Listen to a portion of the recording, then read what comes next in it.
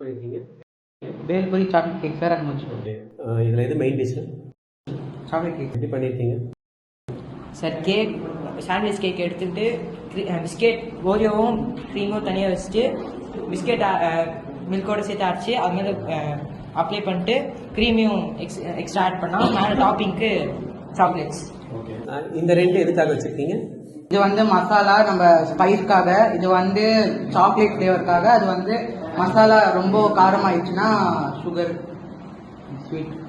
சரி, ஓகே.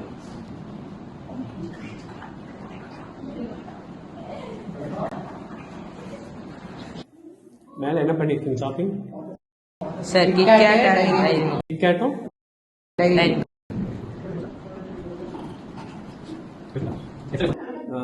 இந்த இந்த மெயின் டிஷ்ல வந்து அந்த இதில் நினச்சிருக்கீங்க அது என்ன யூஸ் பண்ணிருக்கீங்க? சுகர் சிரப்பா இல்லை sir? Sugar syrup plus Oreo cream. Oreo cream அது நல்ல டேஸ்ட், அது கரெக்டாக எடுத்து கொடுக்குது. மேலே இருக்கக்கூடிய சாக்லேட்ஸும் என்ன சாக்லேட் யூஸ் பண்ண நீங்கள் சொல்கிறீங்களோ அதோட டேஸ்ட்டும் பக்காவாக இருக்குது. So main dish super. மீதி ரெண்டும் நீங்கள் அடிஷனலாக வச்சதில் மட்டும் கொஞ்சம் சால்ட் அதிகமாக இருக்குது. Okay, good.